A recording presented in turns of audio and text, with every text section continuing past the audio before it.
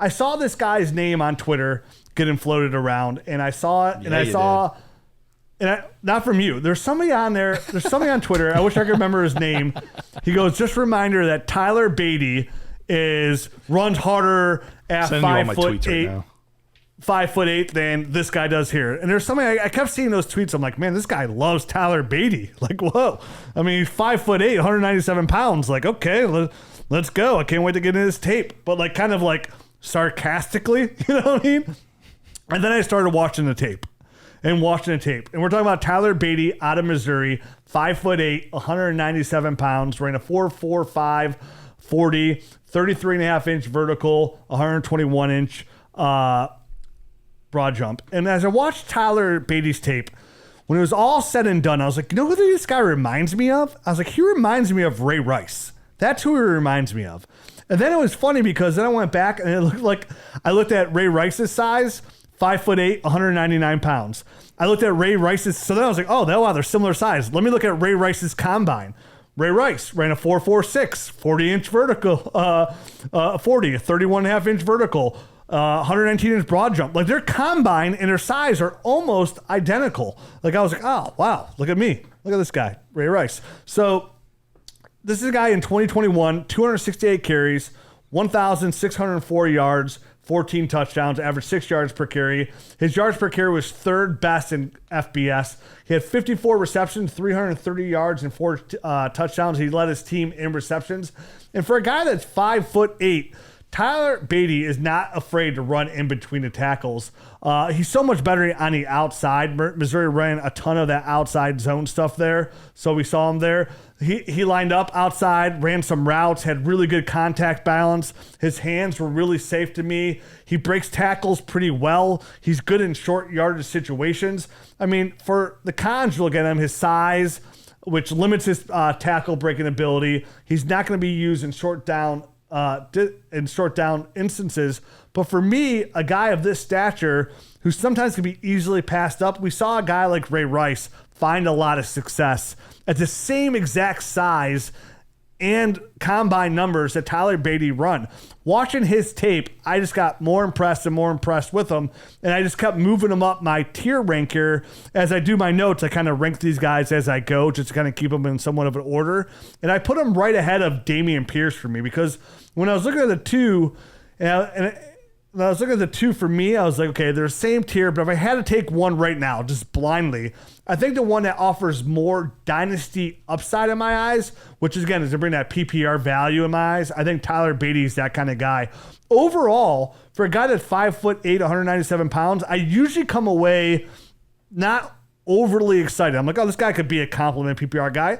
I think Tyler Badie offers a little bit more than that. I don't want to say a 3-down running back, but I think he offers, to me, the ceiling of Ray Rice, but I think his floor does offer that third down, gets 2 carries on a drive here and there, can be like a 14-touch kind of guy for an NFL team. So I think Tyler Badie, for me, is a nice, interesting prospect, and depending where he lands, he could end up as my running back 4 of this class. I mean, obviously, Tyler Badie is one of those guys he's lightning in a bottle. You know what I mean? He could break off a run at any point. That's an 80-yard touchdown. At least that's what he did in college. The problem I have with him is a lot of them were just purely speed-based. He wasn't touched at all on any of those runs. Usually if a guy got an arm on him, he was going down. So you mentioned it, he's probably, at 197 pounds. He's not going to be a guy that's going to be breaking a bunch of tackles, but he is fast enough. He's got tons of acceleration, and he's going to find the open spaces and get to them. I don't know that he's going to operate in the NFL in between the tackles, like Rich is saying. I think he's tough for his size, but I don't think he could live in there. And that's what I said. I mean, that's what I said. Some of the cons are, like, I don't think he could live there too. I think that's the biggest con for him. Yeah, I think he would do well in an outside zone scheme type of thing where he's not the guy, but he's getting some carries every week, and you're hoping he breaks off one of those big ones. And from a fantasy standpoint, I don't know that that's going to be consistent. week in and week out. So landing spot for him is gonna, I think, paint a pretty good picture as to what we can expect from him. If it's a place that has an opening for 10 carries a week, he might be a little bit more interesting. But if it's somewhere he's gonna get 5 to 7. He might drop a little bit because he might be a little bit too up and down for me. I guess we'll find out come April. But that's Tyler Badie, at least in my eyes. He could be the next Tony Pollard, the guy that pushes when he's out there and you're like, man, this guy, he's so much better than a running back one. What do they do? And he needs to get more carries. I think he offers that kind of upside. I think I like that comp more than Ray Rice. To be honest, yeah. Because I think Ray Rice was more capable in between the tackles than I think Tyler Badie is. I think he's a little more shifty too. Yeah. I mean, let me put it this way. This kid looks like he was shot out of a cannon and plays more physical than his size suggests. Way better vision than most of this class. That was from the heart. That was straight from the heart. Reading? What are you talking about? I'm just going off my film study here. What are you talking about? A Dynasty price tweet. No, and I knew Garrett loved it because I tweeted out yesterday. It reminds me of Ray Rice. And Garrett's like, "Look, we're totally jiving on these rookie class running backs this year." And I'm glad, Matt, that you're a little bit more excited about him. And I can't wait to hear Garrett talk about him now too. No, because we're watching him, I was like, I knew I wasn't on an island Rich. here, but I'm glad I was able to swim to it. There you go. No, I'm a big fan of Badie as well. I got those Michael Phelps ears, you know what I mean? When I was initially watching, I like to go through and watch like 2 games of everybody. And I'm going through my 2 games of everybody, and I'm like, worse than I thought, worse than I thought, worse than I thought, worse than I thought. And I had like 7 games in a row of players where they were like worse than my expectations were.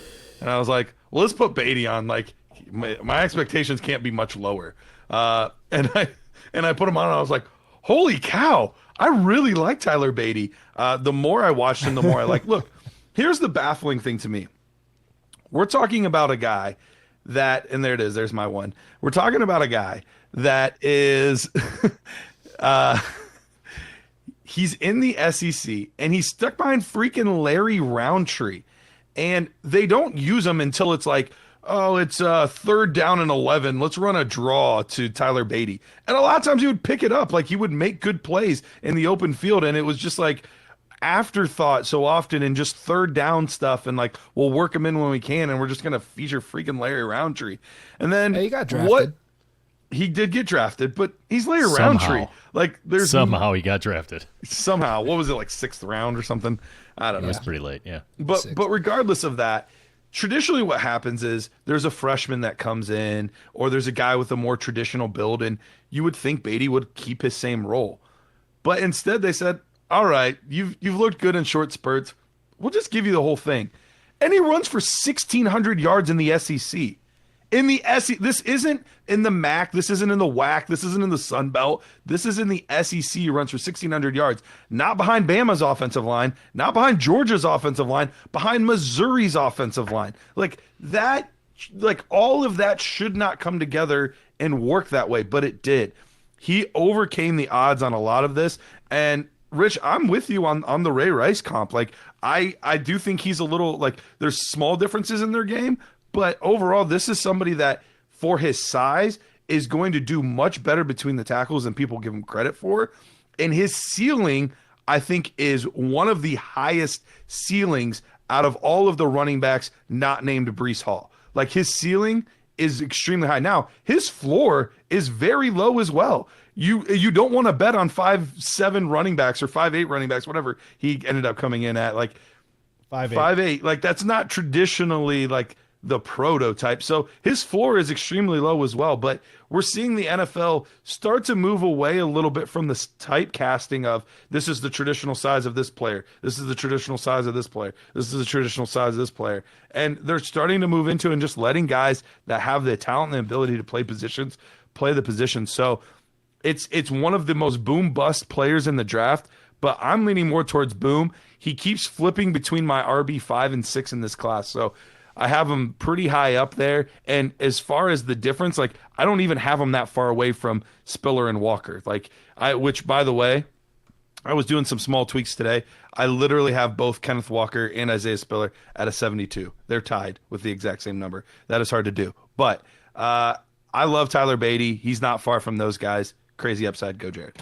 No, Matt has something to say. All right, go, Matt. I got to say before. I just want, before you get too far down the line with the 1,600 yards against the SEC competition, if you look at his game, like his per game stuff, 203 yards game against Central Michigan, 209 against North Texas, Sure, 254 against Vanderbilt. So I mean, it's not like, I mean, he was okay, getting but also fat the on last some 3 of games of the these kind season. of layups here.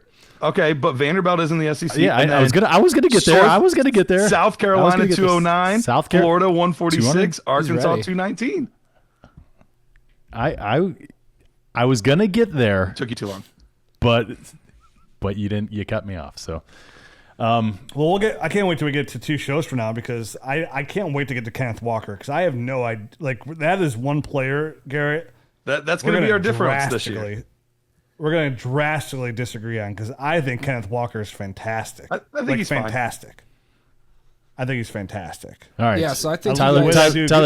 Tyler You Beatty. guys Jared. hit on Yeah. everything pretty much with Tyler Beatty. Right now, he's my RB8, and it's simply because he's a role player. You know, he's the pass catcher out of the backfield, which those guys are extremely valuable. I think he's like a J.D. McKissick or a Nyheim Hines, and we love having those kind of guys on your fantasy team. So I think he's an extremely good value pick in rookie drafts where you'll probably be able to get him like early 3rd round, I would think. We'll see where he lands in the draft. But, one stat that really stood out to me with Tyler Beatty is he amassed for over 600 total touches at Missouri. And within those 600 touches, he never put the ball on the ground once. So that was pretty cool. Obviously has very good ball security. He was 3rd in the NCAA in rush yards, 1st in rushing touchdowns in the SEC, 2nd in touchdowns from scrimmage in the entire NCAA. So extremely productive. I like Tyler Beatty a lot. Yeah, I think I want to see what kind of opportunity he falls into. You know what I mean? Like I want to see where he ends up landing, and that will go. He go from, like I said, he go anywhere from running back 4 to running back like where you have him, Jared, running back 8 to me, depending where he ends up and what kind of opportunity he's going to find himself into.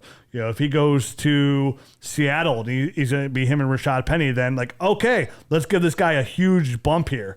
If he goes somewhere where it's like he's the number 3 in Dallas, but it's him, Tony Pollard, and Zeke, and they're worried about Zeke, then it's like, let's move him down to number 8 here. But overall, talent-wise, I think I'm with Garrett on this. I think he does offer some solid upside.